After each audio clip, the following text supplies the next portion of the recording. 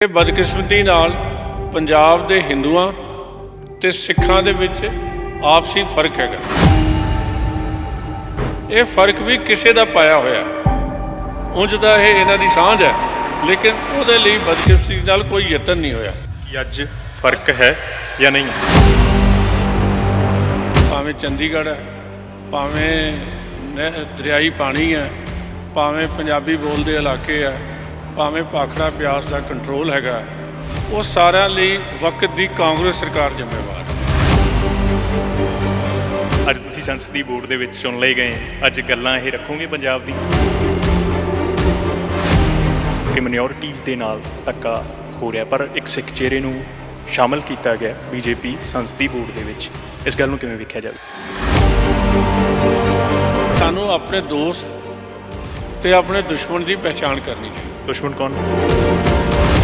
ਅਸੀਂ ਉਹਨਾਂ ਲੋਕਾਂ ਨਾਲ ਕੰਪੇਅਰ ਨਾ ਕਰੀਏ ਜਿਨ੍ਹਾਂ ਨੇ, ਜਦੋਂ ਅਸੀਂ 550 ਸਾਲਾਂ ਮਨਾ ਰਹੇ ਸੀ ਗੁਰੂ ਨਾਨਕ ਸਾਹਿਬ ਦਾ ਗੁਰਪੁਰਬ, ਤੇ ਨਨਕਾਣਾ ਸਾਹਿਬ ਤੋਂ ਸਿੱਖ ਗ੍ਰੰਥੀ ਦੀ ਬੇਟੀ ਜਿਹੜੀ ਆ ਅਗਵਾ ਕਰਕੇ ਧਰਮ ਪਰਿਵਰਤਨ ਕਰਵਾ ਲਿਆ ਗਿਆ ਸੀ। ਕਾਂਗਰਸ ਨੇ ਹਮੇਸ਼ਾ ਹੀ ਅਕਾਲੀ ਦਲ ਦੇ ਮੁਕਾਬਲੇ 'ਚ ਇੱਕ ਧਿਰ ਨੂੰ ਖੜੇ ਕਰਦੇ ਰਹੇ ਤਾਂ ਕਿ ਅਸੀਂ ਉੱਥੇ SCPC 'ਤੇ ਕਬਜ਼ਾ ਕਰ ਸਕੀਏ। ਕਦੇ ਬੀਜੇਪੀ ਨੇ ਵੀ ਕੀਤਾ। ਦੇਸ਼ 'ਚ ਮਾਈਨੋਰਿਟੀਜ਼ ਦਾ ਧਰਮ ਪਰਿਵਰਤਨ ਹੋ ਰਿਹਾ, ਕੀ ਕਾਰਨ ਮੰਨਦੇ ਹੋ? ਜਿਹੜੇ ਬੰਦੇ ਸ਼੍ਰੀ ਗੁਰੂ ਗ੍ਰੰਥ ਸਾਹਿਬ ਦੇ ਗੁਰਦੁਆਰਾ ਸਾਹਿਬਾਨ ਦੇ ਪ੍ਰਬੰਧ ਲਈ ਬਣੇ, ਉਹਨਾਂ 'ਤੇ ਦੋਸ਼ ਲੱਗ ਰਿਹਾ ਕਿ ਗੁਰੂ ਗ੍ਰੰਥ ਸਾਹਿਬ ਚੋਰੀ ਹੋ ਗਏ। ਉਹਨਾਂ 'ਤੇ ਦੋਸ਼ ਲੱਗ ਰਿਹਾ ਜਿਹੜੇ ਪੰਥ ਤੇ ਰਾਖੇ ਸੀ, ਉਹਨਾਂ 'ਤੇ ਦੋਸ਼ ਲੱਗ ਰਿਹਾ ਕਿ ਬਹਿਬਲ ਕਲਾ ਕਾਂਡ ਹੋ ਗਿਆ। ਕਿਸੇ ਦਾ ਵਿਰੋਧ ਕਿਸੇ ਰਾਜਸੀ ਕਾਰਨਾਂ ਕਰਕੇ ਕਰਨਾ। ਕੀ ਲੱਗਦਾ ਹੈ ਜਥੇਦਾਰ ਰਾਜਸੀ ਕਾਰਨਾਂ ਕਰਕੇ ਵਿਰੋਧ ਕਰ ਰਹੇ? ਤੁਸੀਂ ਕੋਈ ਐਸਾ ਹੁਕਮਨਾਮਾ ਜਾਰੀ ਕੀਤਾ ਕਿ ਜਿਹੜੇ ਬੰਦਿਆਂ ਨੇ ਬਲੂ ਸਟਾਰ ਕੀਤਾ, ਜਿਹੜੇ ਬੰਦਿਆਂ ਨੇ ਦਿੱਲੀ ਦੇ ਵਿੱਚ ਕਤਲੋਗਾਰਤ ਕੀਤੀ ਹੈ, ਅਸੀਂ ਉਹਨਾਂ ਨਾਲ ਮਿਲਣ ਵਰਤਨ ਨਾ ਰੱਖੀਏ। ਤੁਸੀਂ ਤਾਂ ਇੱਕ ਮਤੇ ਪਾਸ ਕਰਦੇ ਸੀ ਕਿ ਜਦੋਂ ਵੀ ਕੋਈ ਗੁਨਾਹਗਾਰ ਜਿਨ੍ਹਾਂ ਨੇ ਬੰਦਿਆਂ ਨੇ ਜ਼ਿਆਦਤੀਆਂ ਕੀਤੀਆਂ, ਅਸੀਂ ਉਹਨਾਂ ਦੇ ਖਿਲਾਫ ਐਕਸ਼ਨ ਲਵਾਂਗੇ। ਫਿਰ ਉਹ ਬੰਦੇ ਪ੍ਰਮੋਟ ਕਿਵੇਂ ਹੋ ਗਏ? ਉਹ ਲੀਡਰਸ਼ਿਪ ਜਿਹੜੀ ਪਾਰਲੀਮੈਂਟ ਤੇ ਵਿਧਾਨ ਸਭਾ 'ਚ ਤਾਂ ਸਾਨੂੰ ਜੱਫੀ ਪਾਉਂਦੀ ਹੈ, ਲੇਕਿਨ ਪਾਰਲੀਮੈਂਟ ਵਿਧਾਨ ਸਭਾ ਤੋਂ ਬਾਅਦ ਸਾਡੇ ਵਿਰੋਧ ਦੀਆਂ ਗੱਲਾਂ ਕਰਾਵੇ। SGPC ਨੇ 2019 'ਚ ਜਿਹੜਾ ਆਪਣਾ ਇੱਕ ਇਹਨਾਂ ਨੂੰ ਦਿੱਤਾ ਐਪਰੀਸੀਏਸ਼ਨ ਲੈਟਰ ਪ੍ਰਧਾਨ ਮੰਤਰੀ ਜੀ ਨੂੰ, ਉਹਦੇ ਵਿੱਚ ਉਹਨਾਂ ਨੇ ਦਰਜ ਕੀਤਾ ਕਿ ਸਿੱਖ ਕੌਮ ਦੇ ਮਸੀਹਾ ਨੇ।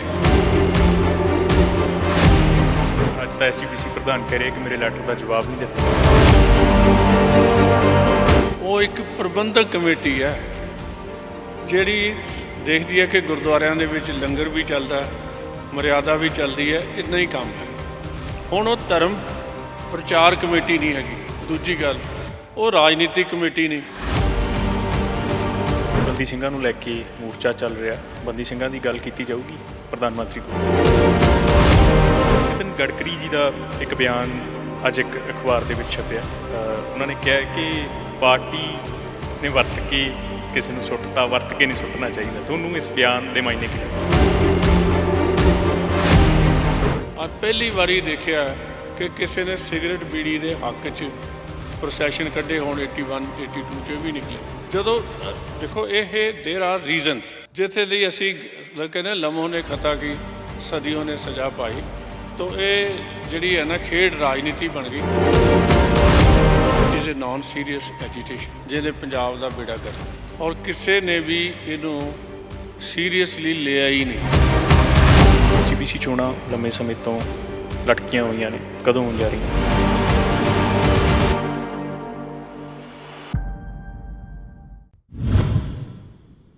ਮਾਈਨੋਰਿਟੀਜ਼ ਨੂੰ ਦਬਾ ਕੇ ਮੈਜੋਰਿਟੀ ਦੀ ਰਾਜਨੀਤੀ ਕਰਨ ਦੇ ਇਲਜ਼ਾਮ ਕਾਂਗਰਸ ਤੇ ਵੀ ਲੱਗਦੇ ਰਹੇ ਨੇ, ਇਹ ਇਲਜ਼ਾਮ BJP ਤੇ ਵੀ ਲੱਗੇ ਨੇ, ਪਰ BJP ਨੇ ਸੰਸਦੀ ਬੋਰਡ ਦੇ ਵਿੱਚ ਇੱਕ ਸਿੱਖ ਚਿਹਰੇ ਨੂੰ ਸ਼ਾਮਲ ਕੀਤਾ ਹੈ। ਉਹ ਸਿੱਖ ਚਿਹਰਾ ਕੌਣ ਨੇ? ਨੈਸ਼ਨਲ ਕਮਿਸ਼ਨ ਫਾਰ ਮਾਈਨੋਰਿਟੀਜ਼ ਦੇ ਚੇਅਰਪਰਸਨ ਇਕਬਾਲ ਸਿੰਘ ਲਾਲਪੁਰਾ। ਇਕਬਾਲ ਸਿੰਘ ਲਾਲਪੁਰਾ ਜੀ ਸਾਡੇ ਨਾਲ ਨੇ। ਵਾਹਿਗੁਰੂ ਜੀ ਕਾ ਖਾਲਸਾ, ਵਾਹਿਗੁਰੂ ਜੀ ਕੀ ਫਤਿਹ। ਵਾਹਿਗੁਰੂ ਜੀ ਕਾ ਖਾਲਸਾ, ਵਾਹਿਗੁਰੂ ਜੀ ਕੀ ਫਤਿਹ। ਇਲਜ਼ਾਮ ਕਾਂਗਰਸ ਤੇ ਵੀ ਲੱਗਦੇ ਰਹੇ, BJP ਤੇ ਵੀ ਲੱਗੇ, ਕਿ ਮਿਨੋਰਟੀਜ਼ ਦੇ ਨਾਲ ਧੱਕਾ ਹੋ ਰਿਹਾ, ਪਰ ਇੱਕ ਸਿੱਖ ਚਿਹਰੇ ਨੂੰ ਸ਼ਾਮਲ ਕੀਤਾ ਗਿਆ ਬੀਜੇਪੀ ਸੰਸਦੀ ਬੋਰਡ ਦੇ ਵਿੱਚ। ਇਸ ਗੱਲ ਨੂੰ ਕਿਵੇਂ ਵੇਖਿਆ ਜਾਵੇ?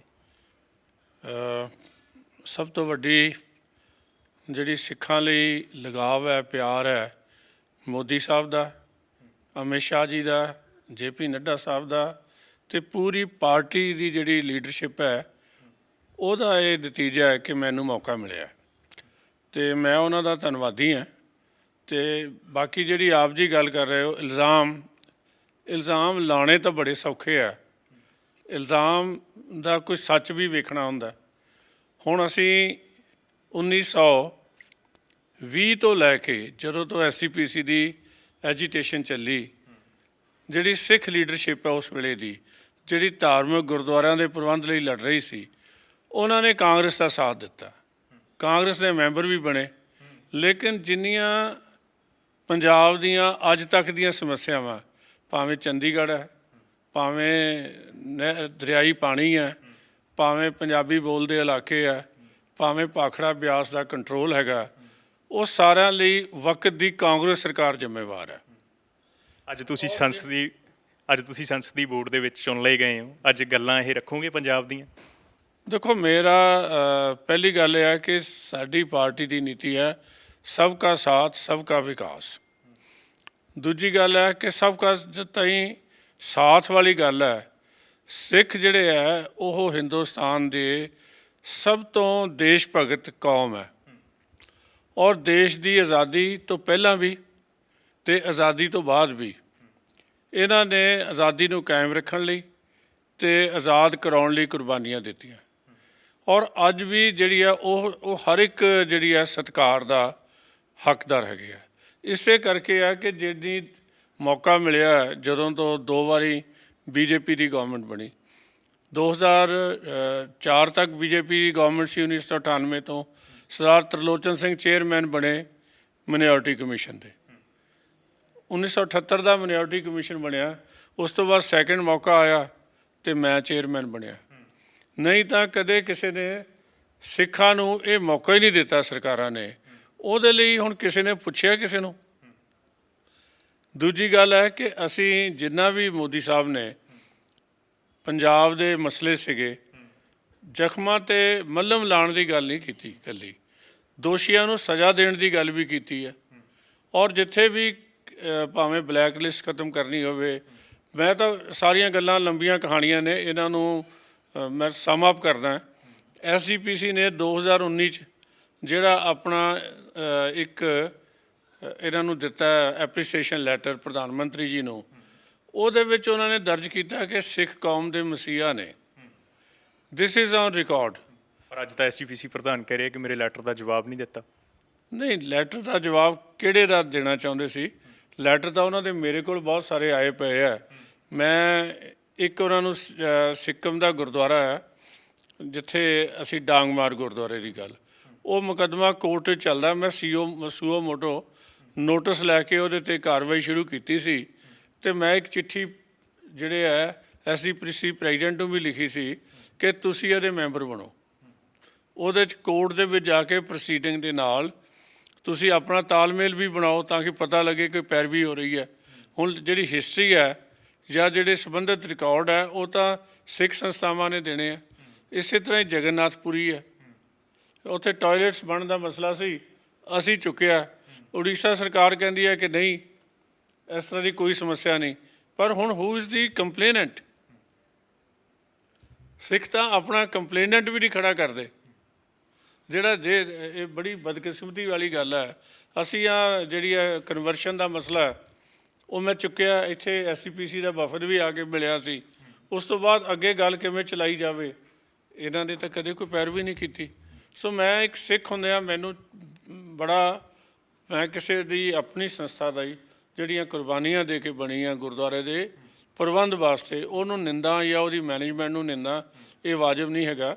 ਲੇਕਿਨ ਮੈਂ ਇਹ ਜ਼ਰੂਰ ਚਾਹੁੰਦਾ ਕਿ ਸਿੱਖਾਂ ਨੂੰ ਭਾਰਤ ਦਾ ਇੱਕ ਜਿਹੜਾ ਇੱਕ ਹਿੱਸਾ ਨੇ, ਭਾਰਤ ਦੇ ਵਿੱਚ ਹਮੇਸ਼ਾ ਉਹਨਾਂ ਨੂੰ ਮਾਣ ਸਤਿਕਾਰ ਮਿਲਿਆ ਅਤੇ ਮਿਲਦਾ ਰਹਿਣਾ। ਅਸੀਂ ਉਹਨਾਂ ਲੋਕਾਂ ਨਾਲ ਕੰਪੇਅਰ ਨਾ ਕਰੀਏ ਜਿਨ੍ਹਾਂ ਨੇ, ਜਦੋਂ ਅਸੀਂ 550 ਸਾਲਾਂ ਮਨਾ ਰਹੇ ਸੀ ਗੁਰੂ ਨਾਨਕ ਸਾਹਿਬ ਦਾ ਗੁਰਪੁਰਬ, ਤੇ ਨਨਕਾਣਾ ਸਾਹਿਬ ਤੋਂ ਸਿੱਖ ਗ੍ਰੰਥੀ ਦੀ ਬੇਟੀ ਜਿਹੜੀ ਆ ਅਗਵਾ ਕਰਕੇ ਧਰਮ ਪਰਿਵਰਤਨ ਕਰਵਾ ਲਿਆ ਗਿਆ ਸੀ। ਸੋ ਇਹ ਚੀਜ਼ਾਂ ਜਿਹੜੀਆਂ ਨਾ ਸਾਨੂੰ ਆਪਣੇ ਦੋਸਤ ਤੇ ਆਪਣੇ ਦੁਸ਼ਮਣ ਦੀ ਪਹਿਚਾਣ ਕਰਨੀ ਚਾਹੀਦੀ। ਦੁਸ਼ਮਣ ਕੌਣ ਨੇ? ਦੇਖੋ, ਜਿਹੜੇ ਬੰਦੇ ਸਿੱਖਾਂ ਨੂੰ ਗੁੰਮਰਾਹ ਕਰ ਰਹੇ ਆ ਔਰ ਸਿੱਖਾਂ ਦੇ ਕਿੱਥੇ ਜਿੱਧਰ ਵੀ ਜਾਈਦਾ ਸੀਗਾ, ਭਾਵੇਂ ਖੇਡਾਂ ਦੇ ਮੈਦਾਨ ਜਾਓ, ਹਾਕੀ ਦੇ ਵਿੱਚ ਕਿਸੇ ਵੇਲੇ 10 ਪਲੇਅਰ ਜਿਹੜਾ ਕੇਸਾਧਾਰੀ ਹੁੰਦੇ ਸੀ। ਅੱਜ ਕੋਈ ਪਲੇਅਰ ਸਾਡੇ ਜਿਹੜੇ ਕਿਸੇ ਵੀ ਉਹਦੇ 'ਚ ਕੱਲ੍ਹ ਬੜੀ ਖੁਸ਼ੀ ਹੋਈ ਕਿ ਅਰਸ਼ਦੀਪ ਜਿਹੜਾ ਹੈ ਉਹ ਕ੍ਰਿਕਟ ਦੀ ਟੀਮ ਵਿੱਚ ਪਾਕਿਸਤਾਨ ਦੇ ਖਿਲਾਫ ਖੇਲਿਆ। ਲੇਕਿਨ ਸਾਡੇ ਪੰਜਾਬ ਦੇ ਵਿੱਚ ਸਪੋਰਟਸ ਨੂੰ ਵੀ ਪ੍ਰਮੋਸ਼ਨ ਨਹੀਂ। ਸਰਵਿਸਿਜ਼ ਦੇ ਵਿੱਚ IAS ਅਫਸਰਾਂ ਦੇ ਵਿੱਚ ਵੀ ਸਾਡੇ ਮੇਰੇ ਖਿਆਲ ਜਿਹੜੀ ਡਬਲ ਫਿਗਰ ਵੀ ਨਹੀਂ ਗਏ। ਮੈਂ ਆਪ ਚੀਫ ਖਾਲਸਾ ਦੀਵਾਨ ਦਾ ਮੈਂਬਰ ਹੈ, ਮੈਨੂੰ ਵੀ 10 ਸਾਲ ਜ਼ੋਰ ਲਾਉਂਦਿਆਂ ਨੂੰ ਹੋ ਗਏ ਕਿ ਆਓ ਯਾਰ ਇਹਨਾਂ ਬੱਚਿਆਂ ਲਈ ਕੋਈ ਅਕੈਡਮੀ ਬਣਾਈਏ, ਇਹਨਾਂ ਲਈ ਕੁਛ ਨਾ ਕੁਛ ਤਾਂ ਕਰੀਏ ਨਾ ਕੌਮ ਲਈ। ਸੋ ਉਹ ਮੈਂ ਸਮਝਦਾ ਉਹ ਸਾਨੂੰ ਉਸ ਪਾਸੇ ਜ਼ਿਆਦਾ ਜ਼ੋਰ ਦੇਣਾ ਚਾਹੀਦਾ, ਬਜਾਏ ਕਿ ਰਾਜਨੀਤੀ ਕਰਦਿਆਂ ਅਸੀਂ ਸਥਿਤੀ ਇਹ ਬਣਾ ਦਿੱਤੀ ਕਿ ਜਿਹੜੇ ਬੰਦੇ ਸ਼੍ਰੀ ਗੁਰੂ ਗ੍ਰੰਥ ਸਾਹਿਬ ਦੇ ਗੁਰਦੁਆਰਾ ਸਾਹਿਬਾਨ ਦੇ ਪ੍ਰਬੰਧ ਲਈ ਬਣੇ, ਉਹਨਾਂ 'ਤੇ ਦੋਸ਼ ਲੱਗ ਰਿਹਾ ਕਿ ਗੁਰੂ ਗ੍ਰੰਥ ਸਾਹਿਬ ਚੋਰੀ ਹੋ ਗਏ। ਉਹਨਾਂ 'ਤੇ ਦੋਸ਼ ਲੱਗ ਰਿਹਾ ਜਿਹੜੇ ਪੰਥ ਤੇ ਰਾਖੇ ਸੀ, ਉਹਨਾਂ 'ਤੇ ਦੋਸ਼ ਲੱਗ ਰਿਹਾ ਕਿ ਬਹਿਬਲ ਕਲਾ ਕਾਂਡ ਹੋ ਗਿਆ, ਜਵਾਹਰ ਸਿੰਘ ਵਾਲਾ ਕਾਂਡ ਹੋਇਆ। ਸੋ ਇਹ ਜਿਹੜੀ ਸਥਿਤੀ ਹੈ ਬੜੀ ਜਿਹੜੀ ਹੈ ਡਿਮੋਰਲਾਈਜ਼ਿੰਗ ਹੈ। ਸੋ ਅਸੀਂ ਚਾਹੁੰਦੇ ਹਾਂ ਐਜ਼ ਭਾਰਤੀ ਜਨਤਾ ਪਾਰਟੀ ਕਿ ਜਿਹੜਾ ਨਾ ਤੂੰ ਸਾਂਝਾ ਸਾਹਿਬ ਬਾਪ ਹਮਾਰਾ ਸਿਫਤੀ ਪਰੇ ਤੇਰੇ ਭੰਡਾਰਾ, ਸ਼੍ਰੀ ਗੁਰੂ ਗ੍ਰੰਥ ਸਾਹਿਬ ਦਾ ਮਾਣ ਸਤਿਕਾਰ ਵੱਧ ਤੋਂ ਵੱਧ ਹੋਣਾ ਚਾਹੀਦਾ। ਇਹਦੇ ਪ੍ਰਚਾਰ ਪ੍ਰਸਾਰ ਲਈ ਮੋਦੀ ਜੀ ਨੇ 550 ਸਾਲਾ ਮਨਾਉਂਦਿਆਂ ਸਾਰੀ ਦੁਨੀਆ ਭਰ ਦੇ ਵਿੱਚ ਇਹਦਾ ਪ੍ਰਚਾਰ ਕੀਤਾ। ਜਿਹੜਾ ਹੁਣ ਵੀ ਜਿਹੜੀਆਂ ਕਿਤਾਬਾਂ ਛਪੀਆਂ ਨੇ, ਲੋਕਾਂ ਨੂੰ ਬਹੁਤਾ ਗਿਆਨ ਹੋਣਾ ਚਾਹੀਦਾ। ਮੈਂ ਤਾਂ ਸਮਝਦਾ ਭਾਵੇਂ ਮੇਰੇ ਰਾਹੀਂ ਹੋਵੇ, 18 ਲੱਖ ਬੱਚਿਆਂ ਨੇ ਪਾਰਟੀਸਪੇਟ ਕੀਤਾ ਇੰਡੀਆ ਦੇ ਵਿੱਚ ਗੁਰੂ ਤੇਗ ਬਹਾਦਰ ਸਾਹਿਬ 'ਤੇ ਲੈਕਚਰ ਲਿਖਦਿਆਂ ਹੋਇਆ, ਭਾਸ਼ਣ ਮੁਕਾਬਲਾ ਹੋਇਆ। ਅਤੇ 18 ਲੱਖ ਬੱਚਿਆਂ ਨੇ ਜਦੋਂ ਲਿਖਿਆ ਤਾਂ ਕਿੰਨੇ ਸਕੂਲਾਂ 'ਚ ਤਿਆਰੀ ਹੋਈ ਹੋਏਗੀ। ਇਹ ਸਰਕਾਰ ਦਾ ਐਫਰਟ ਹੈਗਾ ਕਿ ਸਿੱਖ ਧਰਮ ਬਾਰੇ ਭਾਵੇਂ ਵੀਰਬਾਲ ਦਿਵਸ ਦੇ ਤੌਰ 'ਤੇ ਹੋਵੇ ਜਾਂ ਕਿਸੇ ਢੰਗ ਨਾਲ ਵੀ ਹੋਵੇ। ਪਰ ਵੀਰਬਾਲ ਦਿਵਸ ਨੂੰ ਲੈ ਕੇ ਤਾਂ ਜਥੇਦਾਰ ਸ੍ਰੀ ਅਕਾਲ ਤਖਤ ਸਾਹਿਬ ਦਾ ਬਿਆਨ ਆਇਆ, ਉਸ ਬਿਆਨ ਨੂੰ ਕਿਵੇਂ ਦੇਖਦੇ ਹੋ ਤੁਸੀਂ ਕਿ ਸਾਨੂੰ ਵੀਰਬਾਲ ਦਿਵਸ ਦੀ ਲੋੜ ਨਹੀਂ? ਦੇਖੋ, ਇਹ ਤਾਂ ਆਪਣੀ ਸੋਚ ਹੈ। ਪਹਿਲੀ ਗੱਲ ਤਾਂ ਇਹ ਹੈ ਕਿ ਜੇ ਅਸੀਂ ਬਾਲ ਦਿਵਸ ਨੂੰ ਮੰਨ ਲਈਏ, ਵੀਰ ਹੁਣ ਉਹ ਬਹਾਦਰ ਤਾਂ ਸੀਗੇ, ਕਿਸੇ ਦਾ ਦਿਲ ਨਹੀਂ ਸੀ ਕਰਦਾ। ਤਾਂ ਜੋ ਸਹੀ ਪਰਿਭਾਸ਼ਾ 'ਚ ਬਹਾਦਰ ਬੱਚਿਆਂ ਦੇ ਦਿਨ ਮਨਾਉਣ ਨੂੰ ਅਸੀਂ ਇੱਕ ਭਾਰਤ ਦੀ ਸਰਕਾਰ ਨੇ ਪਹਿਲ ਕੀਤੀ ਹੈ, ਆਓ ਮਿਲ ਕੇ ਇਹਨੂੰ ਦੁਨੀਆ ਭਰ 'ਚ ਮਨਾਈਏ। ਇਹ ਜਿਹੜੀ ਵਿਰਾਸਤ ਹੈ ਸਾਰੇ ਵਰਲਡ ਦੇ ਵਿੱਚ ਵੀਰ ਬਾਲ ਦਿਵਸ ਮਨਾਇਆ ਜਾਵੇ। ਜਿਵੇਂ ਚਿਲਡਰਨ ਡੇ ਹੈ, ਇਹ ਤਾਂ ਵਰਲਡ ਦੇ ਵਿੱਚ ਮਨਾਇਆ ਜਾਂਦਾ, ਅਤੇ ਜਿਹੜਾ ਭਾਰਤ ਦੇ ਵਿੱਚ ਸੀਗਾ ਉਹਨੂੰ ਚਾਚਾ ਨਹਿਰੂ ਦੇ ਨਾਂ 'ਤੇ ਬੱਚੇ ਯਾਦ ਕਰਦੇ ਸੀ, ਅਸੀਂ ਵੀ ਮਨਾਉਂਦੇ ਰਹੇ ਹਾਂ। ਸੋ ਜੇ ਇਹ ਬੱਚਿਆਂ ਦਾ ਦਿਨ ਹੈ, ਸਿੱਖ ਗੁਰੂ ਸਾਹਿਬਾਨ ਦੇ ਸਾਹਿਬਜ਼ਾਦਿਆਂ ਦਾ ਦਿਨ ਹੈ, ਔਰ ਜਿਨ੍ਹਾਂ ਨੇ ਕੁਰਬਾਨੀ ਦਿੱਤੀ ਧਰਮ ਵਾਸਤੇ, ਔਰ ਉਹਨਾਂ ਦਾ ਜਿਹੜਾ ਇਤਿਹਾਸ ਹੈ, ਮੈਂ ਸਮਝਦਾ ਜੇ ਭਾਰਤ ਦੇ ਹਰ ਸਕੂਲ 'ਚ ਪੜ੍ਹਾਇਆ ਜਾਏਗਾ ਤਾਂ ਬੜੀ ਵੱਡੀ ਗੱਲ ਹੋਏਗੀ। ਸੋ ਅਸੀਂ ਉਹ ਉੱਦਮ ਕਰਨਾ ਹੀ ਚਾਹੀਦਾ। ਅਤੇ ਜਿਹੜੇ ਇਸ ਤਰ੍ਹਾਂ ਦੇ ਕਿਸੇ ਦਾ ਵਿਰੋਧ ਕਿਸੇ ਰਾਜਸੀ ਕਾਰਨਾਂ ਕਰਕੇ ਕਰਨਾ, ਕੀ ਲੱਗਦਾ ਹੈ ਜਥੇਦਾਰ ਰਾਜਸੀ ਕਾਰਨਾਂ ਕਰਕੇ ਵਿਰੋਧ ਕਰ ਰਹੇ ਆ? ਮੈਨੂੰ ਨਹੀਂ ਸਮਝ ਆਉਂਦੀ ਕਿ ਜਿਹੜੀਆਂ ਗੱਲਾਂ ਤੁਸੀਂ ਕਰਦੇ ਰਹੇ ਹੋ, ਜੇ 1967 ਤੋਂ ਭਾਰਤੀ ਜਨਤਾ ਪਾਰਟੀ ਅਤੇ ਅਕਾਲੀ ਦਲ ਦੀ ਸਰਕਾਰ ਸਾਂਝੀ ਬਣਦੀ ਰਹੀ ਹੈ, ਜਸਟਿਸ ਗੁਰਨਾਮ ਸਿੰਘ ਤੋਂ ਲੈ ਕੇ ਜਦੋਂ ਵੀ ਸਰਕਾਰ ਬਣੀ ਆ, ਜਦੋਂ ਤੁਸੀਂ ਜਿਹੜੀਆਂ ਇਹ ਵੀ ਇਤਿਹਾਸ ਹੈ ਕਿ ਭਾਰਤੀ ਜਨਸੰਘ ਦੀ ਹੋਂਦ 1952-51 'ਚ ਆਈ। ਤੁਸੀਂ ਦੇਖੋ ਉਸ ਤੋਂ ਪਹਿਲਾਂ ਤਾਂ ਜਿਹੜੀਆਂ ਪੰਜਾਬੀ ਸੂਬੇ ਦੇ ਮਸਲੇ ਸੀ, ਪੰਜਾਬੀ ਬੋਲੀ ਦੇ ਮਸਲੇ ਸੀ, ਉਹਨਾਂ ਦੇ ਖਿਲਾਫ ਤੁਸੀਂ ਉੱਠ ਕੇ ਖੜ੍ਹੇ ਹੋਏ। ਤੁਸੀਂ ਕੋਈ ਐਸਾ ਹੁਕਮਨਾਮਾ ਜਾਰੀ ਕੀਤਾ ਕਿ ਜਿਹੜੇ ਬੰਦਿਆਂ ਨੇ ਬਲੂ ਸਟਾਰ ਕੀਤਾ, ਜਿਹੜੇ ਬੰਦਿਆਂ ਨੇ ਦਿੱਲੀ ਦੇ ਵਿੱਚ ਕਤਲੋਗਾਰਤ ਕੀਤੀ ਹੈ, ਅਸੀਂ ਉਹਨਾਂ ਨਾਲ ਮਿਲਣ ਵਰਤਨ ਨਾ ਰੱਖੀਏ। ਜਿਨ੍ਹਾਂ ਨੇ ਉਹਨਾਂ ਨਾਲ ਮਿਲਣ ਵਰਤਨ ਕੀਤਾ ਹੈ, ਉਹਨਾਂ ਬਾਰੇ ਤੁਹਾਡੀ ਕੀ ਕਾਰਵਾਈ ਹੋਈ? ਸੋ ਤੁਸੀਂ ਜਿਹੜੀ ਹੈ ਸਮਾਜ ਨੂੰ ਵੰਡ ਨਹੀਂ ਸਕਦੇ। 1924 ਦੇ ਵਿੱਚ ਇੱਕ ਲੈਟਰ ਜਿਹੜਾ ਹੈ ਪਾਨੀਕਰ ਨੂੰ, ਜਿਹੜੇ ਸੈਕਟਰੀ ਸੀ ਉਸ ਵੇਲੇ ਕਾਂਗਰਸ ਦੇ, ਸ਼੍ਰੀ ਜਵਾਹਰ ਲਾਲ ਨਹਿਰੂ ਨੇ ਲਿਖਿਆ ਸੀ ਕਿ ਬਦਕਿਸਮਤੀ ਨਾਲ ਪੰਜਾਬ ਦੇ ਹਿੰਦੂਆਂ ਤੇ ਸਿੱਖਾਂ ਦੇ ਵਿੱਚ ਆਪਸੀ ਫਰਕ ਹੈਗਾ। ਇਹ ਫਰਕ ਵੀ ਕਿਸੇ ਦਾ ਪਾਇਆ ਹੋਇਆ, ਉਂਝ ਤਾਂ ਇਹ ਇਹਨਾਂ ਦੀ ਸਾਂਝ ਹੈ, ਲੇਕਿਨ ਉਹਦੇ ਲਈ ਬਦਕਿਸਮਤੀ ਨਾਲ ਕੋਈ ਯਤਨ ਨਹੀਂ ਹੋਇਆ। ਕਿ ਅੱਜ ਫਰਕ ਹੈ ਜਾਂ ਨਹੀਂ ਹੈ? ਦੇਖੋ ਗੱਲ ਇਹ ਹੈ, ਜਿਹੜਾ ਫਰਕ ਪਾਉਣ ਦੇ ਜਿਹੜੇ ਕੋਸ਼ਿਸ਼ਾਂ ਹੋ ਰਹੀਆਂ, ਜਿਹੜੇ ਬਿਆਨਬਾਜ਼ੀਆਂ ਨੇ, ਇਹ ਜਿਨ੍ਹਾਂ ਬੰਦਿਆਂ ਨਾਲ ਤੁਸੀਂ ਮਿਲ ਕੇ ਚੱਲਦੇ ਹੋ, ਜੇ ਭਾਰਤੀ ਜਨਤਾ ਪਾਰਟੀ 50 ਸਾਲ ਤੱਕ ਰਾਜ ਕਰਨ ਵੇਲੇ ਤੁਹਾਡੀ ਸਾਥੀ ਸੀ ਤੇ ਫਿਰ ਉਹਨੂੰ ਇੱਕਦਮ ਵੀ ਉਹ ਬੁਰੀ ਕਿਵੇਂ ਹੋ ਗਈ? ਤੁਸੀਂ ਜਿਹੜਾ ਗੱਲ ਇਹ ਹੈ ਕਿ ਇਹ ਯਤਨ ਕਿਸ ਪਾਸੇ ਹੋ ਰਿਹਾ? ਤੁਹਾਨੂੰ ਲੱਗਦਾ ਅਕਾਲੀ ਦਲ ਫਰਕ ਪਾ ਰਿਹਾ? ਤੁਹਾਡੇ ਕਹਿਣ ਦਾ ਮਤਲਬ ਇਹ ਹੈ? ਦੇਖੋ ਗੱਲ ਇਹ ਹੈ ਕਿ ਜਿਹੜਾ ਬੰਦਾ, ਅਸੀਂ ਦੂਜਿਆਂ ਨੇ ਤਾਂ ਅਸੀਂ ਕਾਂਗਰਸ ਦਾ ਵਿਰੋਧ ਕਰਦੇ ਰਹੇ ਹਾਂ, ਹੁਣ ਵੀ ਕਰਦੇ ਹਾਂ, ਪਹਿਲਾਂ ਵੀ ਕਰਦੇ ਹਾਂ, ਲੇਕਿਨ ਉਹ ਲੀਡਰਸ਼ਿਪ ਜਿਹੜੀ ਪਾਰਲੀਮੈਂਟ ਤੇ ਵਿਧਾਨ ਸਭਾ 'ਚ ਤਾਂ ਸਾਨੂੰ ਜੱਫੀ ਪਾਉਂਦੀ ਹੈ, ਅੱਜ ਵੀ ਨਹੀਂ ਪਾਉਂਦੀ ਰਹੀ, ਹੁਣ ਵੀ ਸਾਡੇ ਕੀਤਾ ਹੈ, ਲੇਕਿਨ ਪਾਰਲੀਮੈਂਟ ਵਿਧਾਨ ਸਭਾ ਤੋਂ ਬਾਅਦ ਸਾਡੇ ਵਿਰੋਧ ਦੀਆਂ ਗੱਲਾਂ ਕਰਾਵੇ ਤੇ ਫਿਰ ਉਹ ਗੱਲ ਜਿਹੜੀ ਹੈ ਨਾ ਇੱਕ ਦੂਜੇ ਨਾਲ ਵਾਰਾ ਨਹੀਂ ਖਾਂਦੀ। ਮੈਂ ਸਮਝਦਾ ਪੰਜਾਬ ਦਾ ਵਿਕਾਸ 1924 ਤੋਂ ਹੀ ਸ਼ੁਰੂ ਹੋਣਾ ਹੈ, ਮੁੜ ਕੇ ਯਤਨ ਹੋਣਗੇ, ਮੋਦੀ ਸਾਹਿਬ ਕਰ ਰਹੇ ਨੇ ਕਿ ਇਹ ਭਾਈਚਾਰਾ, ਭਾਈ ਤੁਸੀਂ ਤਾਂ ਗੱਲ ਕਰਕੇ ਛੱਡ ਗਏ, ਅਸੀਂ ਤਾਂ ਹਿੰਦੂ ਸਿੱਖਾਂ ਦਾ ਰਿਸ਼ਤੇਦਾਰੀਆਂ ਨੇ, ਬਲੱਡ ਰਿਲੇਸ਼ਨ ਹੈਗੇ ਆ, ਕੋਈ ਬੰਦਾ ਕੇਸਾਧਾਰੀ ਹੈ, ਕਿਸੇ ਨੇ ਕੇਸ ਨਹੀਂ ਰੱਖੇ, ਇਸ ਤਰ੍ਹਾਂ ਦੀ ਲਾਈਨ ਨਹੀਂ ਮਾਰੀ ਜਾ ਸਕਦੀ ਪੰਜਾਬ ਦੇ ਵਿੱਚ।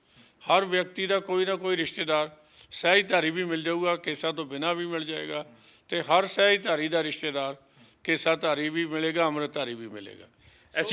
ਐਸਜੀਪੀਸੀ ਦੀ ਤੁਸੀਂ ਗੱਲ ਕੀਤੀ ਸੀ, ਬਤੌਰ ਪੁਲਿਸ ਅਫਸਰ ਰਹਿੰਦਿਆਂ ਲੰਮਾ ਸਮਾਂ ਤੁਸੀਂ ਸ੍ਰੀ ਅੰਮ੍ਰਿਤਸਰ ਸਾਹਿਬ ਤੈਨਾਤ ਰਹੇ ਹੋ, ਵੱਖ-ਵੱਖ ਅਹੁਦਿਆਂ ਦੇ ਉੱਤੇ ਸੀਆਈਡੀ ਦੇ ਵਿੱਚ। ਖੱਟੇ ਮਿੱਠੇ ਕੀ ਅਨੁਭਵ ਨੇ ਐਸਜੀਪੀਸੀ ਬਾਰੇ? ਦੇਖੋ ਐਸਜੀਪੀਸੀ ਨੂੰ ਪਹਿਲਾਂ ਤਾਂ ਉਹਦੇ ਸ਼ਬਦੀ ਮਤਲਬ ਸਮਝਣੇ ਚਾਹੀਦੇ ਆ। ਸ਼ਿਰੋਮਣੀ ਗੁਰਦੁਆਰਾ ਪ੍ਰਬੰਧਕ ਕਮੇਟੀ, ਉਹ ਇੱਕ ਪ੍ਰਬੰਧਕ ਕਮੇਟੀ ਹੈ ਜਿਹੜੀ ਦੇਖਦੀ ਹੈ ਕਿ ਗੁਰਦੁਆਰਿਆਂ ਦੇ ਵਿੱਚ ਲੰਗਰ ਵੀ ਚੱਲਦਾ, ਮਰਿਆਦਾ ਵੀ ਚੱਲਦੀ ਹੈ, ਇੰਨਾ ਹੀ ਕੰਮ ਹੈ। ਹੁਣ ਉਹ ਧਰਮ ਪ੍ਰਚਾਰ ਕਮੇਟੀ ਨਹੀਂ ਹੈਗੀ। ਦੂਜੀ ਗੱਲ, ਉਹ ਰਾਜਨੀਤਿਕ ਕਮੇਟੀ ਨਹੀਂ। ਜਿਹੜੇ ਐਸਜੀਪੀਸੀ ਦੇ ਜਿਹੜੇ ਸਾਡੇ ਮੋਰਚੇ ਲੱਗੇ, ਉਹ ਅਸੀਂ ਗੁਰਦੁਆਰਿਆਂ 'ਚ ਮੋਰਚੇ ਲੈ ਗਏ, ਜਦੋਂ ਕਿ ਰਾਜਨੀਤੀ ਜਿਹੜੀ ਹੈ ਉਹਨੂੰ ਇਸ ਤਰ੍ਹਾਂ ਧਰਮ ਦੇ ਵਿੱਚ ਰਲਗੱਡ ਕਰਕੇ।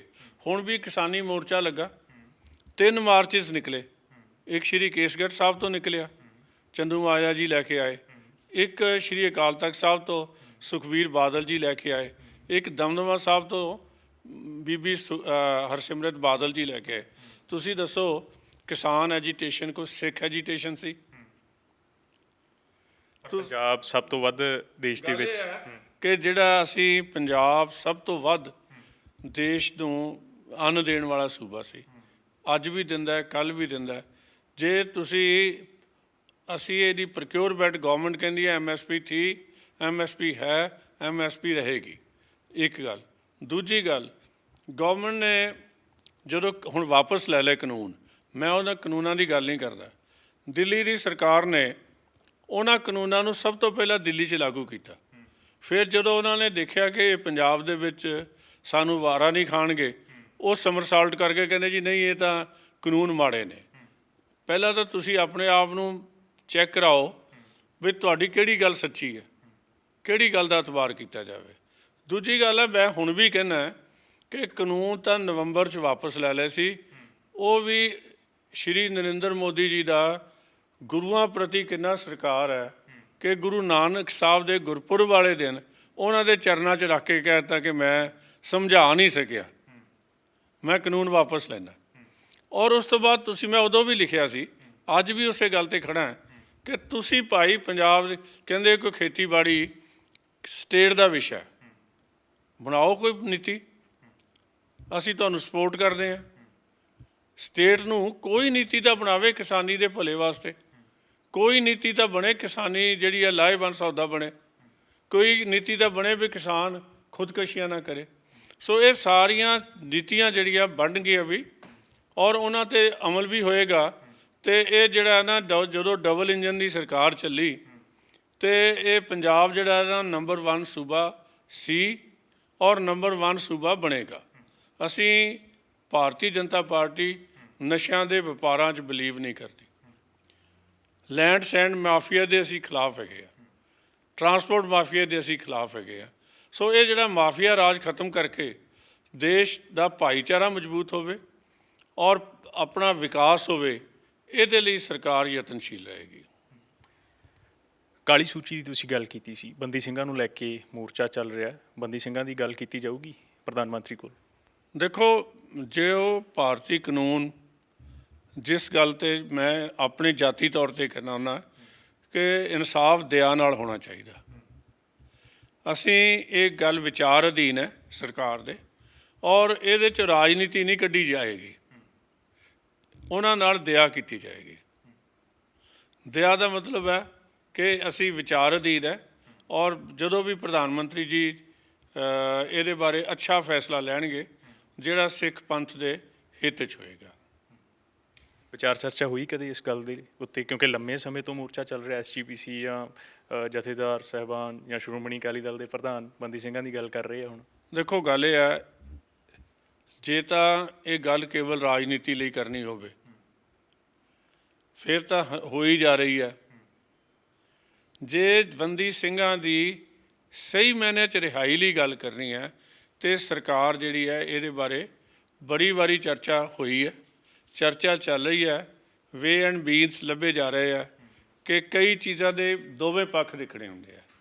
ਜੇ ਇੱਕ ਪੱਖ ਤਾਂ ਇਹ ਹੈ ਕਿ ਮਦਈ ਕੀ ਕਹਿ ਰਿਹਾ, ਕਿ ਜੇ ਦਵਿੰਦਰਪਾਲ ਵਾਲੇ ਕੇਸ, ਭੁੱਲਰ ਦੇ ਕੇਸ ਦੇ ਵਿੱਚ ਮਨਿੰਦਰਜੀਤ ਸਿੰਘ ਬਿੱਟਾ ਹੀ ਮਦਈ ਖੜਾ। ਦੂਜੇ ਪਾਸੇ ਜਿਹੜਾ ਤੁਹਾਡਾ ਸਰ ਬਿਆਨ ਸਿੰਘ ਮਰਡਰ ਕੇਸ ਹੈ, ਉਹਦੇ ਮੁਲਜ਼ਮਾਂ ਦੀ ਗੱਲ ਹੈਗੀ ਆ। ਸੋ ਓਵਰਆਲ ਇੱਕ ਰੀਅਲਿਸਟਿਕ ਵਿਊ ਲੈ ਕੇ ਜਿੰਨੀ ਮਦਦ ਹੋ ਸਕੇਗੀ ਕੀਤੀ ਜਾਏਗੀ। ਸਿੱਖ ਕੌਮ ਨਾਲ ਜਾਂ ਤਾਂ ਕੋਈ ਉਹਨਾਂ 'ਚੋਂ ਬੰਦਾ ਇਨੋਸੈਂਟ ਚਲਾਨ ਹੋਇਆ ਹੁੰਦਾ, ਉਹਦੇ ਇੱਕ ਵੱਖਰਾ ਕੇਸ ਹੈ ਕਿ ਸਾਨੂੰ ਕਹਿਣਾ ਚਾਹੀਦਾ ਇਹ ਬੇਗੁਨਾਹ ਬੰਦਾ ਚਲਾਨ ਹੋਇਆ।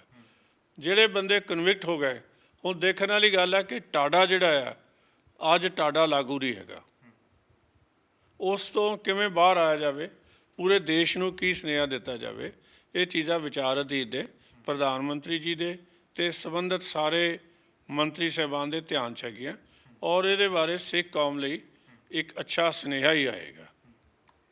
ਨਿਤਿਨ ਗਡਕਰੀ ਜੀ ਦਾ ਇੱਕ ਬਿਆਨ ਅੱਜ ਇੱਕ ਅਖਬਾਰ ਦੇ ਵਿੱਚ ਛਪਿਆ, ਉਹਨਾਂ ਨੇ ਕਿਹਾ ਕਿ ਪਾਰਟੀ ਨੇ ਵਰਤ ਕੇ ਕਿਸੇ ਨੂੰ ਸੁੱਟਤਾ, ਵਰਤ ਕੇ ਨਹੀਂ ਸੁੱਟਣਾ ਚਾਹੀਦਾ। ਤੁਹਾਨੂੰ ਇਸ ਬਿਆਨ ਦੇ ਮਾਇਨੇ ਕੀ ਲੱਗਦੇ ਨੇ? ਗਡਕਰੀ ਜੀ ਬਹੁਤ ਸੀਨੀਅਰ ਲੀਡਰ ਹੈਗੇ, ਇਸ ਗੱਲ ਦਾ ਜਵਾਬ ਤਾਂ ਉਹੀ ਦੇ ਸਕਦੇ ਕਿ ਉਹ ਅੱਜ ਵੀ ਮੰਤਰੀ ਨੇ, ਸਾਡੀ ਪਾਰਟੀ ਦੇ ਪ੍ਰੈਜ਼ੀਡੈਂਟ ਵੀ ਰਹੇ ਆ, ਅਤੇ ਉਹਨਾਂ ਨੂੰ ਅਸੀਂ ਸਤਿਕਾਰ ਕਰਦੇ ਹਾਂ। ਇਸ ਤੋਂ ਬਾਅਦ ਹੋਰ ਕੋਈ ਗੱਲ ਨਹੀਂ। SGPC ਚੋਣਾਂ ਨੂੰ ਲੈ ਕੇ, SGPC ਚੋਣਾਂ ਲੰਮੇ ਸਮੇਂ ਤੋਂ ਲਟਕੀਆਂ ਹੋਈਆਂ ਨੇ, ਕਦੋਂ ਹੋਣ ਜਾ ਰਹੀਆਂ ਨੇ? SGPC ਚੋਣਾਂ ਦੇ ਕਈ ਪੱਖ ਨੇ। 2011 'ਚ ਇਲੈਕਸ਼ਨ ਹੋਈ ਸੀ, 2016 ਦੇ ਵਿੱਚ ਡਿਊ ਹੈਗੀ ਇਲੈਕਸ਼ਨ, ਲੇਕਿਨ ਉਦੋਂ ਸੁਪਰੀਮ ਕੋਰਟ 'ਚ ਕੇਸ ਚਲਾ ਗਿਆ ਅਤੇ ਇਹ ਪੋਸਟਪੋਨ ਹੋ ਗਈ। ਅੱਜ ਵੀ ਹਰਿਆਣਾ ਕਮੇਟੀ ਦਾ ਕੇਸ ਅਤੇ ਜਿਹੜਾ ਤੇ SGPC ਵਾਲਾ ਕੇਸ, ਉਹ ਵੀ ਸੁਪਰੀਮ ਕੋਰਟ ਦੇ ਵਿੱਚ ਪੈਂਡਿੰਗ ਪਿਆ। ਜਿਹੜੀਆਂ ਇਹਦਾ ਲੀਗਲ ਪੱਖ ਵੀ ਦੇਖ ਕੇ ਅਤੇ ਸਾਰਾ ਦੇਖ ਕੇ ਇਲੈਕਸ਼ਨ SGPC ਦਾ ਜਲਦੀ ਹੋਣਾ ਚਾਹੀਦਾ, ਅਤੇ ਉਹਦੇ ਲਈ ਯਤਨ ਜਾਰੀ ਨੇ। ਸੋ ਲੇਕਿਨ ਇਹਦੇ ਸਾਰੇ ਲੀਗਲ ਪੱਖ ਜਿਹੜੇ ਆ ਉਹ ਦੇਖ ਕੇ ਉਹਨਾਂ ਨੂੰ ਕਰਨਾ ਚਾਹੀਦਾ, ਕਿਉਂਕਿ ਕਈ ਮਸਲੇ ਐਸੇ ਨੇ ਜਿਨ੍ਹਾਂ ਦਾ ਡਿਸੀਜ਼ਨ ਅਦਾਲਤਾਂ ਨੇ ਲੈਣਾ ਹੈ। ਲਾਲਪੁਰ ਸਾਹਿਬ, ਮੈਂ ਜਦੋਂ ਘਰ ਦੇ ਅੰਦਰ ਐਂਟਰ ਹੋਇਆ ਤਾਂ ਇੱਕ ਚੀਜ਼ ਨੇ ਮੈਨੂੰ ਖਿੱਚਿਆ, ਇੱਕ ਚੀਜ਼ ਨੇ ਮਤਲਬ ਉਹ ਖਿੱਚ ਦਾ ਕੇਂਦਰ ਬਣੀ ਮੇਰੇ ਲਈ। ਤੁਹਾਡੇ ਘਰ ਦੇ ਉੱਪਰ ਕੇਸਰੀ ਨਿਸ਼ਾਨ ਸਾਹਿਬ ਲੱਗਿਆ ਹੋਇਆ, ਕਦੋਂ ਤੋਂ ਲਾਇਆ ਗਿਆ? ਮੈਂ ਜਿਸ ਦਿਨ, ਮੇਰੀ ਆਦਤ ਹੈ ਜੀ, ਮੈਂ ਜਦੋਂ ਵੀ ਕਿਤੇ ਸਰਵਿਸ ਵੀ ਰਿਹਾ, ਭਾਵੇਂ SSP ਰਿਹਾ, ਅਤੇ ਘਰ ਦੇ ਵਿੱਚ ਤਾਂ ਹੀ ਜਾਈਦਾ ਜੇ ਮਹਾਰਾਜ ਆਪ ਉੱਥੇ ਪਹਿਲਾਂ ਪੈਰ ਰੱਖਣ। ਇਹ ਗੁਰੂ ਦਾ ਘਰ ਹੈ। ਜਦੋਂ ਇਸ ਘਰ 'ਚ ਦਾਖਲ ਹੋਏ ਸੀ ਉਦੋਂ ਵੀ ਮਹਾਰਾਜ ਦਾ ਪ੍ਰਕਾਸ਼ ਕੀਤਾ ਸੀਗਾ, ਅਤੇ ਨਿਸ਼ਾਨ ਤਾਂ ਜਿੱਥੇ ਗੁਰੂ ਹੋਣ, ਨਿਸ਼ਾਨ ਤਾਂ ਉੱਥੇ ਹੋਣੇ ਹੀ ਹੋਣੇ ਆ ਜੀ। ਅਸੀਂ ਤਾਂ ਸੇਵਾਦਾਰ ਹੈ, ਤਾਂ ਜੋ ਗੁਰੂ ਸਾਹਿਬ ਚਾਹੁੰਦੇ ਉਹਦੇ ਮੁਤਾਬਕ ਕੋਸ਼ਿਸ਼ ਕਰਾਂਗੇ ਜੀ ਕੌਮ ਦੀ, ਪੰਥ ਦੀ ਸੇਵਾ ਕਰਨ ਦੀ। ਔਰ ਭਾਰਤ ਦਾ ਨੰਬਰ 1 ਸਿੱਖ ਭਾਈਚਾਰਾ ਫਿਰ ਇੱਕ ਨੰਬਰ 'ਤੇ ਆਵੇ, ਇਹਦੇ ਲਈ ਜਿੰਨੀ ਮੇਰੇ ਕੋਲੋਂ ਕੋਈ ਕੰਟਰੀਬਿਊਸ਼ਨ ਹੋ ਸਕਦੀ ਹੈ ਮੈਂ ਜ਼ਰੂਰ ਕਰਾਂਗਾ। ਪੰਜਾਬ ਦੇ ਵਿੱਚ ਲਗਾਤਾਰ ਤੁਸੀਂ ਉਹ ਦੌਰ ਦੇਖਿਆ, ਤੁਸੀਂ ਸੰਤ ਭਿੰਡਰਾਂ ਵਾਲਿਆਂ ਨੂੰ ਵੀ ਮਿਲੇ ਹੋ, ਤੁਸੀਂ ਟੌੜਾ ਨੂੰ ਵੀ ਮਿਲੇ ਹੋ, ਜਥੇਦਾਰ ਤੁਸੀਂ ਸਭ ਨੂੰ ਮਿਲੇ ਹੋ, ਬਾਦਲਾਂ ਨੂੰ ਵੀ ਤੁਸੀਂ ਨੇੜਿਓਂ ਦੇਖਿਆ। ਮੈਂ ਪੁੱਛਣਾ ਚਾਹੂੰਗਾ ਕਿਹੋ ਜਿਹਾ ਅਨੁਭਵ ਰਿਹਾ ਤੁਹਾਡਾ ਸਭ ਦੇ ਨਾਲ, ਕਿਹੋ ਜਿਹਾ ਅਨੁਭਵ ਸੀ? ਦੇਖੋ ਜਿੱਥੇ ਤੁਸੀਂ ਸੱਚ ਪੁੱਛਦੇ ਹੋ ਨਾ ਜੀ, it is a non serious agitation ਜਿਹਨੇ ਪੰਜਾਬ ਦਾ ਬੇੜਾ ਗਰਕ ਕਰਤਾ, ਔਰ ਕਿਸੇ ਨੇ ਵੀ ਇਹਨੂੰ ਸੀਰੀਅਸਲੀ ਲਿਆ ਹੀ ਨਹੀਂ। ਜੇ ਜਿਹੜੀ ਪੰਜਾਬ ਦੇ ਵਿੱਚ ਇਹ ਮੋਰਚਾ ਸ਼ੁਰੂ ਹੋਇਆ, ਉਹ ਸਿਰਫ 19 ਜੁਲਾਈ 1982 ਨੂੰ ਸਿਵਲ ਲਾਈਨ ਥਾਣੇ 'ਚ ਸ਼ੁਰੂ ਹੋਇਆ ਸੀਗਾ, ਜਦੋਂ ਭਾਈ ਅਮਰੀਕ ਸਿੰਘ ਨੂੰ ਗ੍ਰਿਫਤਾਰ ਕੀਤਾ, ਉਹਨਾਂ ਦੇ 5 ਸਾਥੀਆਂ ਨੂੰ।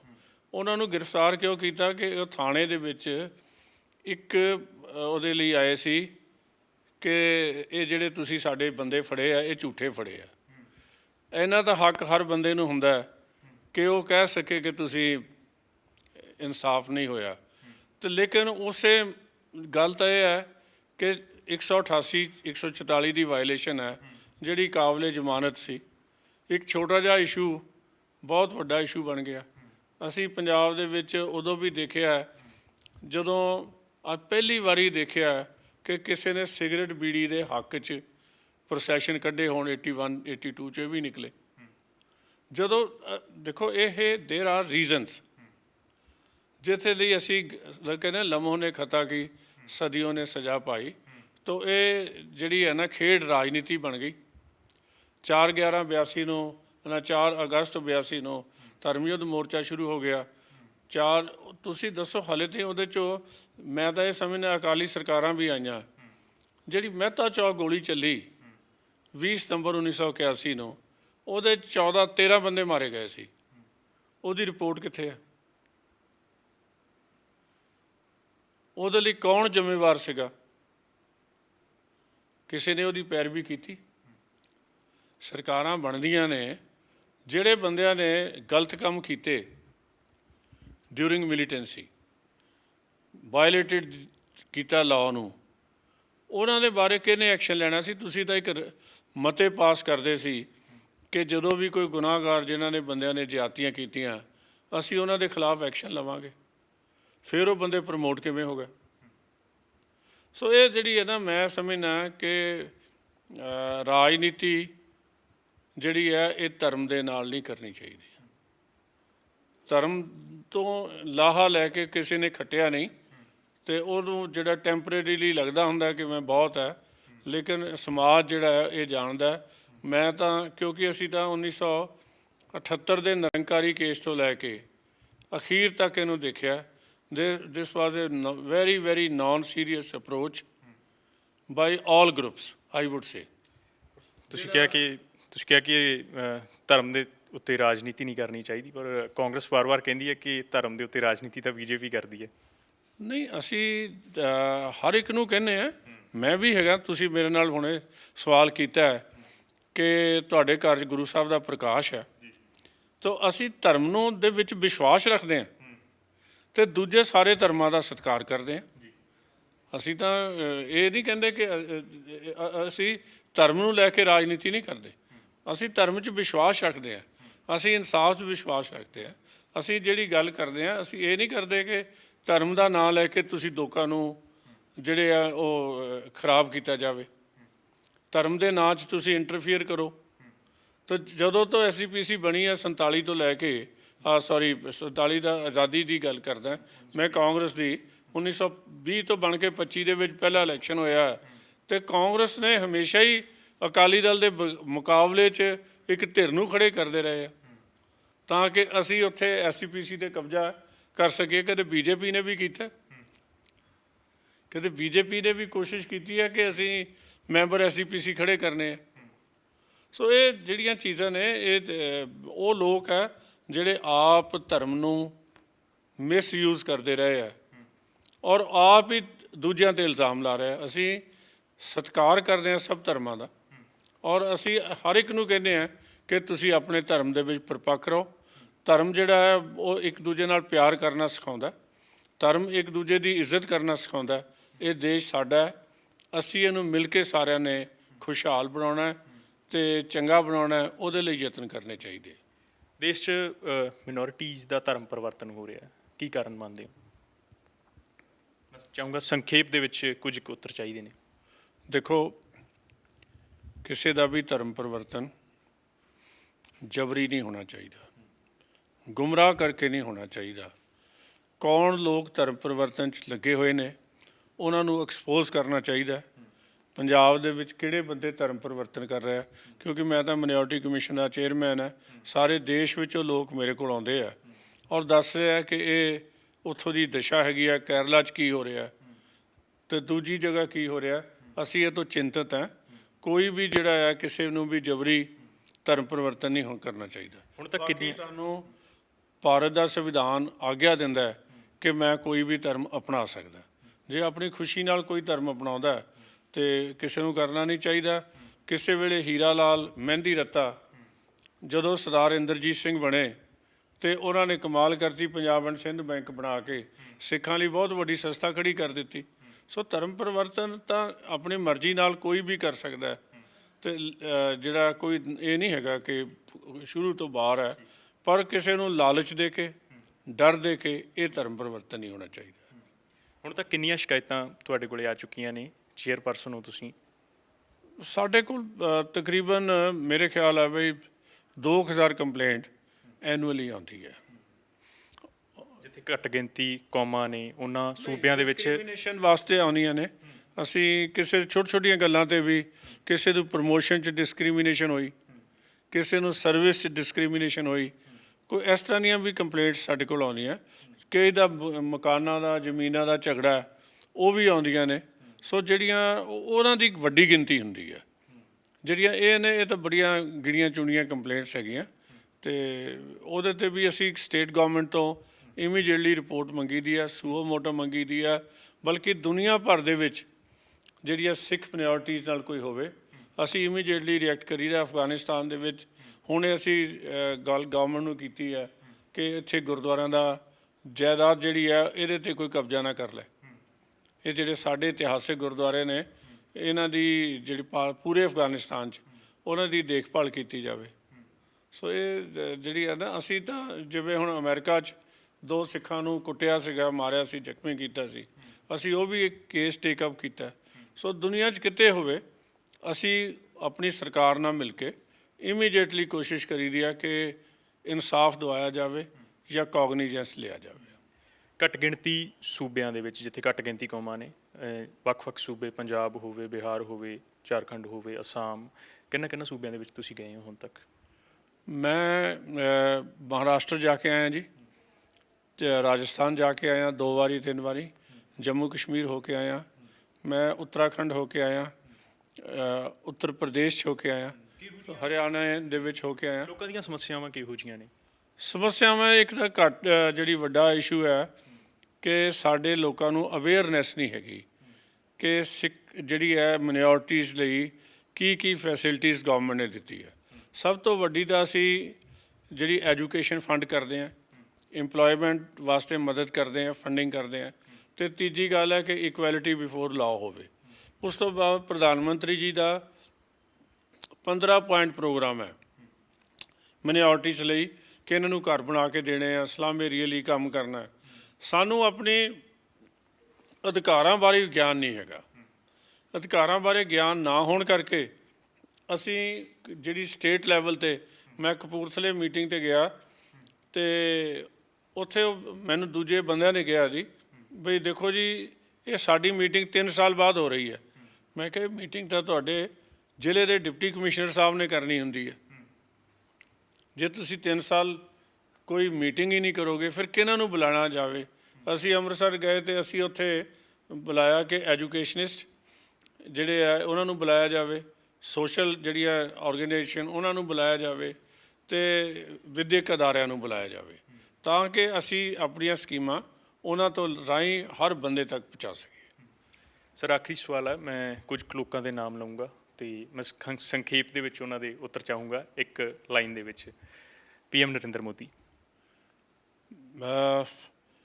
ਮਹਾਨ ਵਿਅਕਤੀ, ਇਹੋ ਜਿਹੇ ਵਿਅਕਤੀ ਸਦੀਆਂ 'ਚ ਇੱਕ ਅੱਧਾ ਪੈਦਾ ਹੁੰਦਾ ਜਿਹੜਾ ਦੇਸ਼ ਨੂੰ ਅੱਗੇ ਲੈ ਕੇ ਜਾਣ ਲਈ ਉੱਦਮ ਕਰ ਰਿਹਾ ਔਰ ਜਿੱਥੇ ਵੀ ਹੋਇਆ ਉਸੇ ਜਗ੍ਹਾ ਤੇ ਅਸੀਂ ਅੱਜ ਓਲੰਪਿਕ 'ਚ ਵੀ ਅਸੀਂ 골ਡ ਮੈਡਲ ਲੈ ਗਏ ਹਾਂ ਤੇ ਅਸੀਂ ਜਿਹੜੇ ਆ ਕਰੋਨਾ 'ਚ ਵੀ ਅਸੀਂ ਅੱਗੇ ਰਹੇ ਹਾਂ। ਸੋ ਦੇਸ਼ ਹਰ ਪਾਸੇ ਵਿਕਾਸ ਹੋ ਰਿਹਾ, ਇਹ ਨਰਿੰਦਰ ਮੋਦੀ। ਸੁਖਬੀਰ ਸਿੰਘ ਬਾਦਲ ਅਕਾਲੀ ਦਲ ਦੇ ਪ੍ਰਧਾਨ, ਉਹਨਾਂ ਦੀ ਪਾਰਟੀ ਵਾਲੇ ਉਹਨਾਂ ਬਾਰੇ ਦੱਸ ਸਕਦੇ ਆ। ਜੋ ਇਸ ਵੇਲੇ ਦਿਸ਼ਾ ਆ ਉਹਨਾਂ ਦੀ ਪਾਰਟੀ ਦੀ, ਉਹੀ ਬਿਆਨ ਕਰਦੀ ਹੈ। ਗੁਲਾਮ ਨਬੀ ਆਜ਼ਾਦ, ਦੇਖੋ ਪਾਰਟੀਆਂ ਦੇ ਵਿੱਚ ਲੋਕੀ, ਗੁਲਾਮ ਨਬੀ ਆਜ਼ਾਦ ਨੇ ਆਪਣੀ ਪਾਰਟੀ 'ਚ ਰਹਿ ਕੇ ਚੰਗਾ ਕੰਮ ਕੀਤਾ, ਹੁਣ ਵੀ ਠੀਕ ਹੈ, ਅੱਛੇ ਉਹਨਾਂ ਦਾ ਕੋਈ, ਅਸੀਂ ਇਹ ਤਾਂ ਇੱਕ ਛੋਟੀ ਗੱਲ ਹੁੰਦੀ ਹੈ ਕਿ ਮੈਂ ਕਿਸੇ ਪਾਰਟੀ 'ਚ ਰਿਹਾ ਜਾਂ ਨਹੀਂ ਰਿਹਾ, ਤੇ ਉਹ ਤਾਂ ਉਹ ਪਾਰਟੀਆਂ ਦੱਸਣਗੀਆਂ ਕਿ ਇਹ ਕਿਸ ਤਰ੍ਹਾਂ ਦਾ ਵਿਅਕਤੀ ਹੈ। ਲੇਕਿਨ ਦੇਸ਼ ਲਈ, ਪੂਰੇ ਸਮਾਜ ਲਈ ਕੋਈ ਵਿਅਕਤੀ ਕੀ ਇੱਕ ਨਵੀਂ ਦਿਸ਼ਾ ਦੇ ਕੇ ਜਾਂਦਾ ਹੈ, ਨਵੀਂ ਦਸ਼ਾ ਦੇ ਕੇ ਜਾਂਦਾ ਹੈ। ਤੇ ਅਸੀਂ ਹੁਣ ਵੀ ਪਹਿਲਾਂ ਚਰਚਾ ਕੀਤੀ ਹੈ ਕਿ ਪੰਜਾਬ 'ਚ 1924 ਦੇ ਵਿੱਚ ਨਹਿਰੂ ਸਾਹਿਬ ਨੇ ਕਹਿ ਦਿੱਤਾ ਸੀ ਕਿ ਹਿੰਦੂ ਸਿੱਖਾਂ ਦਾ ਭਾਈਚਾਰਾ ਨਹੀਂ, ਲੇਕਿਨ 24 ਤੋਂ ਬਾਅਦ ਹੁਣ ਤਾਈਂ ਕੀ ਕੀਤਾ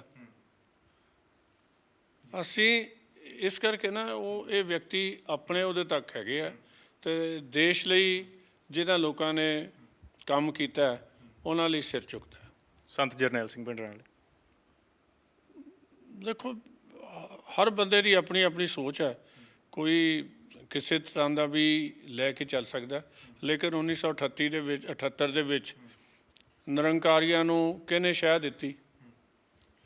ਹਾਂਜੀ, ਕਈ ਪੱਖ ਹੁੰਦੇ ਆ ਰਾਜਨੀਤੀ ਕਿਸੇ ਵੀ ਵਿਅਕਤੀ ਦੇ। ਸੋ ਤੁਸੀਂ ਜਿਹੜੇ ਆ ਕਿਸੇ ਲਈ ਇਹਨੂੰ ਇਹ ਨਹੀਂ ਕਹਿ ਸਕਦੇ ਕਿ ਇੱਕ ਪੱਖ ਨੂੰ ਲੈ ਕੇ ਮੈਂ ਕੀ ਕਵਾਂ। ਸੋ ਓਵਰਆਲ ਲੋਕਾਂ ਦੇ ਸਾਹਮਣੇ ਆਉਣ ਵਾਲਾ ਇਤਿਹਾਸ ਜਿਹੜਾ ਹੈ ਉਹ ਕਿਸੇ ਵੀ ਵਿਅਕਤੀ ਬਾਰੇ ਫੈਸਲਾ ਕਰਦਾ ਹੁੰਦਾ ਹੈ। ਤਾਂ ਸਾਨੂੰ ਸਿੱਖ ਕੌਮ ਅੱਗੇ ਵਧੇ, ਸਿੱਖ ਗੁਰੂ ਸਾਹਿਬ ਦਾ ਫਲਸਫਾ ਅੱਗੇ ਵਧੇ, ਤਾਂ ਸਿੱਖ ਜਿਹੜਾ ਸਹੀ ਅੱਗੇ ਮਾਣ ਸਨਮਾਨ ਵਧੇ, ਇਹਦੇ ਲਈ ਯਤਨ ਕਰਨੇ ਚਾਹੀਦੇ। LK ਅਡਵਾਨੀ, ਬਜ਼ੁਰਗ ਆਦਮੀ ਆ, ਸਤਿਕਾਰ ਕਰਨਾ ਚਾਹੀਦਾ। ਹਰ ਜਿਹੜਾ ਬਜ਼ੁਰਗ ਹੈ ਰਾਜਨੀਤੀ ਦੇ ਵਿੱਚ ਉਹਨਾਂ ਨੇ ਆਪਣੇ ਢੰਗ ਨਾਲ ਇੱਕ ਰਾਜਨੀਤੀ ਕੀਤੀ ਹੈ, ਸਤਿਕਾਰ ਦੇ ਪਾਤਰ ਹੈ। ਸ਼ੁਕਰੀਆ ਜੀ, ਬਹੁਤ ਬਹੁਤ ਧੰਨਵਾਦ ਸਾਡੇ ਨਾਲ ਜੁੜਨ ਲਈ। ਵਾਹਿਗੁਰੂ ਜੀ ਕਾ ਖਾਲਸਾ, ਵਾਹਿਗੁਰੂ ਜੀ ਕੀ ਫਤਿਹ। ਤਾਂ ਇਹ ਸੀਗੇ ਇਕਬਾਲ ਸਿੰਘ ਲਾਲਪੁਰਾ ਜੀ, ਸੰਸਦੀ ਬੋਰਡ ਦੇ ਮੈਂਬਰ ਨੇ ਬੀਜੇਪੀ ਦੇ, ਤੇ ਨਾਲ ਹੀ ਨੈਸ਼ਨਲ ਕਮਿਸ਼ਨ ਫਾਰ ਮਿਨੋਰਟੀਜ਼ ਦੇ ਚੇਅਰਪਰਸਨ ਵੀ ਨੇ। ਕਹਿ ਰਹੇ ਨੇ ਕਿ ਜਿੱਥੇ ਵੀ ਮਿਨੋਰਟੀਜ਼ ਦੇ ਨਾਲ ਧੱਕਾ ਹੋ ਰਿਹਾ ਦੇਸ਼ ਦੇ ਵਿੱਚ, ਅਸੀਂ ਉਹ ਧੱਕਾ ਬਰਦਾਸ਼ਤ ਨਹੀਂ ਕਰਾਂਗੇ, ਕਿਉਂਕਿ ਬੀਜੇਪੀ ਦਾ ਨਾਅਰਾ ਹੈ ਸਬਕਾ ਸਾਥ ਸਬਕਾ ਵਿਕਾਸ। ਇਹ ਆਖ ਰਹੇ ਨੇ ਤੇ ਸਾਰਿਆਂ ਨੂੰ ਨਾਲ ਲੈ ਕੇ ਦੇਸ਼ ਚੱਲੇਗਾ, ਤੇ ਸਾਰੀਆਂ ਕੌਮਾਂ ਜਿਹੜੀਆਂ ਨੇ ਉਹਨਾਂ ਦਾ ਦੇਸ਼ ਬਣਾਉਣ ਦੇ ਵਿੱਚ ਯੋਗਦਾਨ ਹੈ, ਤੇ ਅਸੀਂ ਸਾਰਿਆਂ ਨੂੰ ਨਾਲ ਲੈ ਕੇ ਚੱਲਣ ਦੀ ਕੋਸ਼ਿਸ਼ ਕਰ ਰਹੇ ਹਾਂ। ਕੈਮਰਾਮੈਨ ਧਰਮ ਦੇ ਨਾਲ ਮੈਂ Simranjit Singh, pro Punjab TV, New Delhi.